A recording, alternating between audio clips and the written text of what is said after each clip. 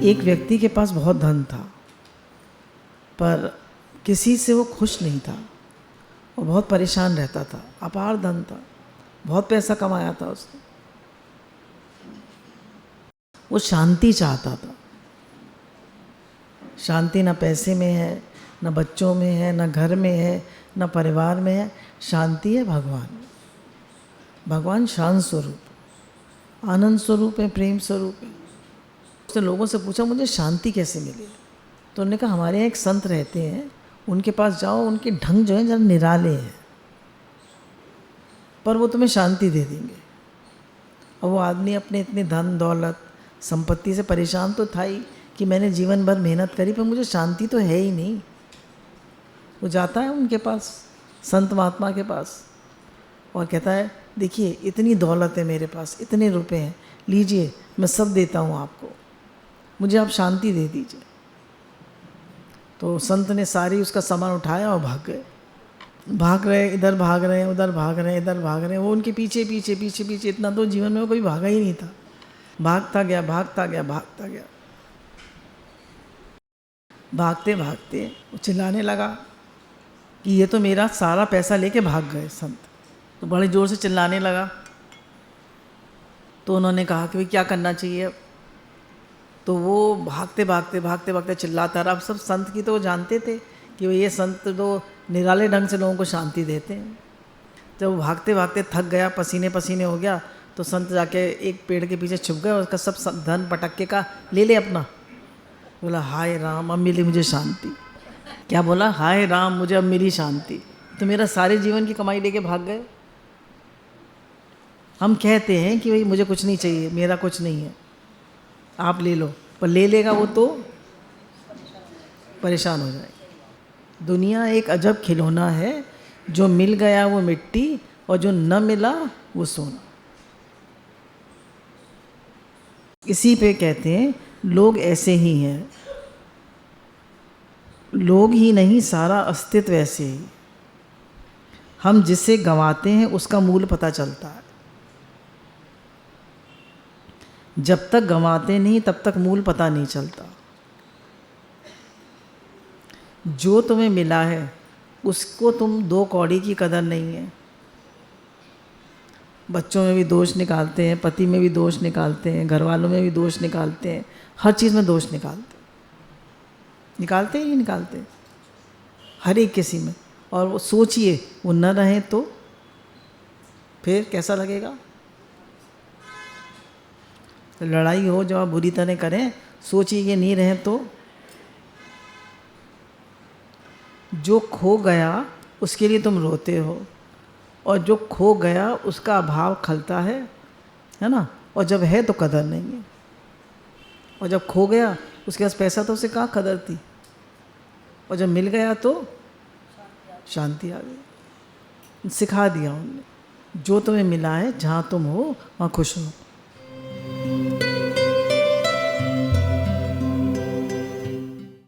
एक बार एक कौवा था, तो वो सोचता था कि ठीक है अपने जीवन से खुश था, ज़्यादा कुछ नहीं कहता था। पर एक दिन उसने हंस देख लिया। उसने कहा इतना सुंदर, इतना सफ़ेद। उसने कहा ये तो बहुत खुश रहता होगा। तो वो हंस के पास गया, बोला आप तो बड़े खुश रहते होंगे, आप तो इतने सुंदर हैं। तो उसने कहा कि नहीं, मेरे से सुंदर तोता है। उसके चोंच लाल है, उसके गले पे लाल लाइन है, वो बहुत सुंदर है। उसने तोते से जाके पूछा तुम सुंदर हो, तुम बहुत खुश रहते हो? बोला नहीं, मुझसे ज़्यादा सुंदर मोर है, वो बहुत सुंदर है। उसके तो मेरे पास तो दो ही रंग हैं, उसके जीवन में तो सारे रंग हैं। फिर वो मोर की कोशिश करता है तो मोर उससे कहीं मिलता नहीं है। किसी ने कहा चिड़ियाघर में मिलेगा। चिड़ियाघर में जाता है, बहुत सारे लोग खड़े थे मोर के उसके आगे। तो उसने कहा तुम खुश हो? बोला मैं कहाँ खुश हूँ, मुझे यहाँ चिड़ियाघर में बंद कर रखा है। तो कौवा कहता है ना हंस खुश है, ना तोता खुश है, ना मोर खुश है। तो कहता है तुम तो देखो आज़ाद उड़ रहे हो, तुम खुश हो। तो गुरु कहते हैं हमें जिस परिस्थिति में भगवान ने रखा है, जैसी परिस्थिति में रखा है, हम खुश हैं। अगर हम दूसरों को न देखें, अगर हम दूसरों को न देखें, हम क्या करते हैं, लगातार दूसरों को देखते रहते हैं। वो ऐसा है, वो ऐसा है, उसके पास ये है, उसके पास ये है, वो इतना सुखी, उसके पास दुख भी तो कितने हैं। हमें तो खाली उसके सुख दिखते हैं, दुख तो दिखते ही नहीं है, उसकी प्रॉब्लम्स तो दिखती ही नहीं है। भगवान ने ये जीवन सुख दुख का मेला बनाया है, क्योंकि हमारे अनुकूल और प्रतिकूल दोनों तरह के कर्म हैं, पाप और पुण्य दोनों हैं। भगवान ने इसलिए दोनों को मिला के बनाया है। क्या करें, इसमें खुश रहें, शुक्राना माँ। भगवान ने मुझे बहुत अच्छे से रखा है, दूसरे की तरफ न देखें, नहीं तो क्या है, हमेशा जिंदगी भर दुखी रहेंगे। एक आदमी ने महिला से पूछा, तेरी जाति क्या है? महिला से, ये हम सब के लिए, जितनी महिलाएं बैठी ना, सबके लिए। महिला ने पूछा, एक माँ की या महिला की? एक माँ की जाति पूछ रहे हैं या महिला की? उसने कहा चलो दोनों की बता दो। और मुस्कान बिखेरी महिला ने भी पूरे धैर्य से बताया, एक महिला जब माँ बनती है तो जाति वहीन हो जाती है। कैसे? जब वो बच्चे की सुसु पोटी साफ करती है तो क्या बन जाती है? शूद्र, शूद्र बन जाती है। जब वो बच्चे को बड़ा होता है, उसकी सबसे रक्षा करती है, नकारात्मक बातों से रक्षा करती है, तो वो क्या बन जाती है? क्षत्रिय।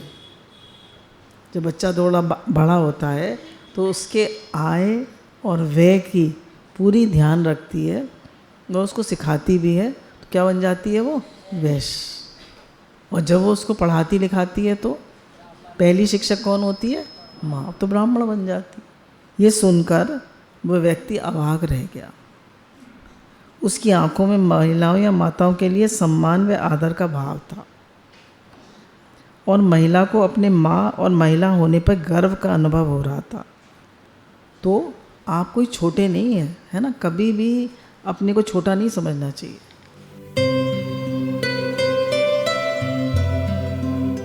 दरवाजे पे घंटी बजती है। बहू, देखना कौन है? ससुर ने आवाज़ लगाई।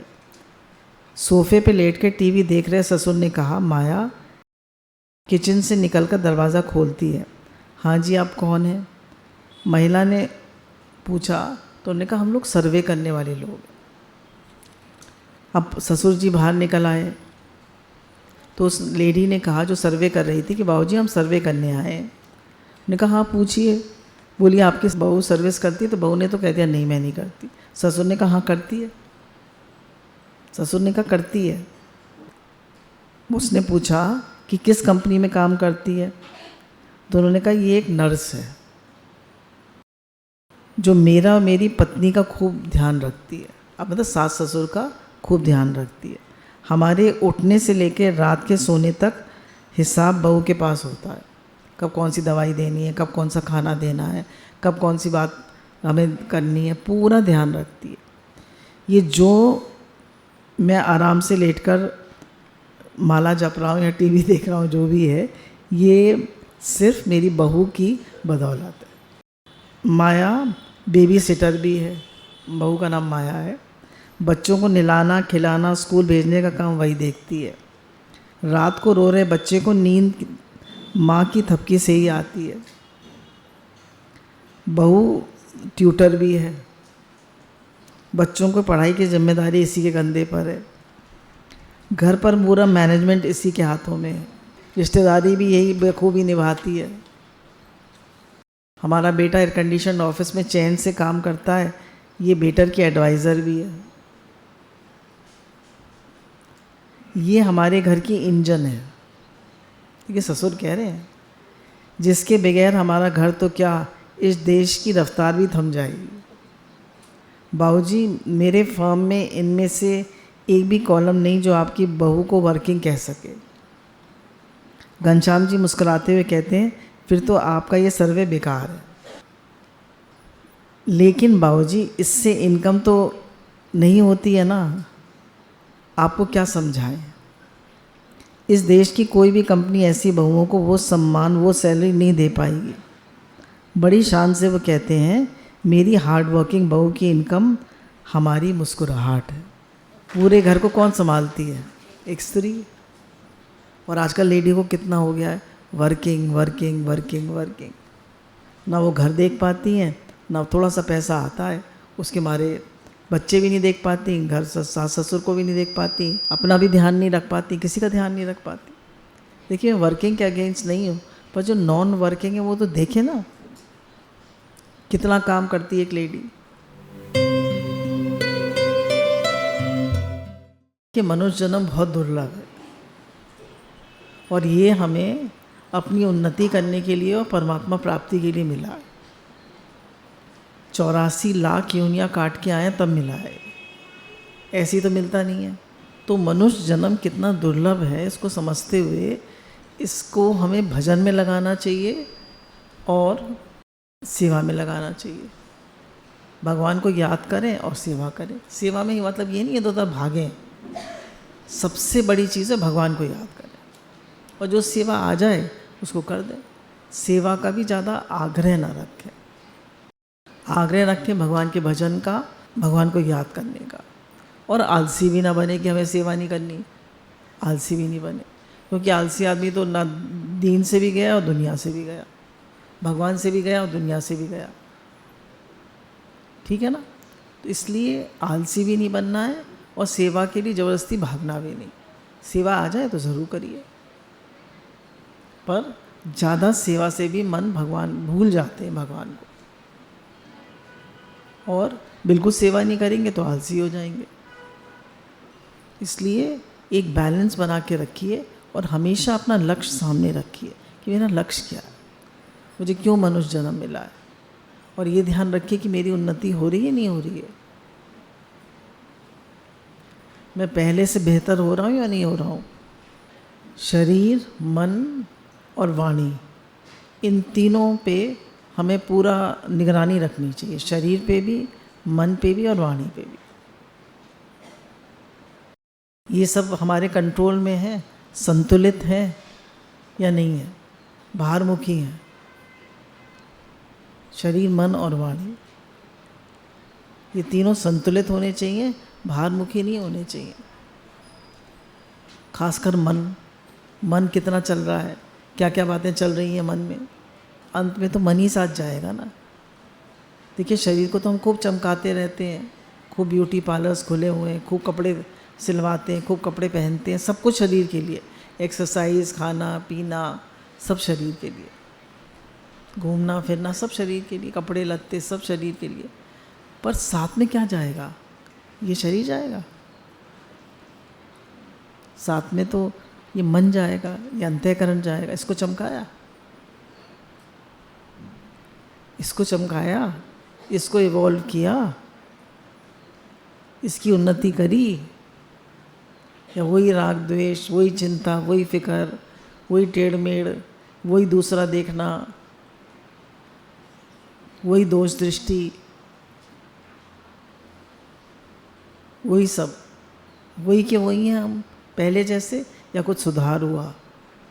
तो जीवन में हमारी बराबर उन्नति होती रहनी चाहिए और सुधार होता रहना। Become a better human being then before, है ना? हमें पहले से एक बेहतर इंसान बनते जाना चाहिए। शरीर को कितना भी चमका लो, कितने भी अच्छे कपड़े पहन लो, सब यहीं तो रह जाएगा। कितनी भी बड़ी गाड़ी ले लो, कितने बड़े मकान ले लो, सब यहीं रह जाएगा, कुछ साथ नहीं जाएगा। जो साथ जाएगा वो जाएगा आपका किया हुआ नाम जप, स्वभाव और आपके कर्म, ये आपके साथ जाएंगे। इनमें सुधार करो, अपने जीवन को उन्नत बनाओ। मेरा जीवन उन्नत बने, मेरा जीवन महान बने, मेरा जीवन सर्वभूत हिते रता बने, मेरा जीवन हर समय मेरा भगवान से प्रेम बढ़ता जाए। देखिए, कृष्ण लीला की कथा है। एक बार गोकुल के पास के गांव में एक महिला रहती थी, उसका नाम था आनंदी बाई। आनंदी बाई जो थी वो बहुत कुरूप थी, उसकी शादी पक्की हुई, जैसे माता पिता शादी पक्की कर देते हैं। अच्छे घराने की लड़की थी, तो माता पिता ने शादी पक्की कर दी। लड़के ने जब लड़की देखी तो बोला इसके साथ तो मैं नहीं रह सकता, तो उसने शादी तोड़ दी।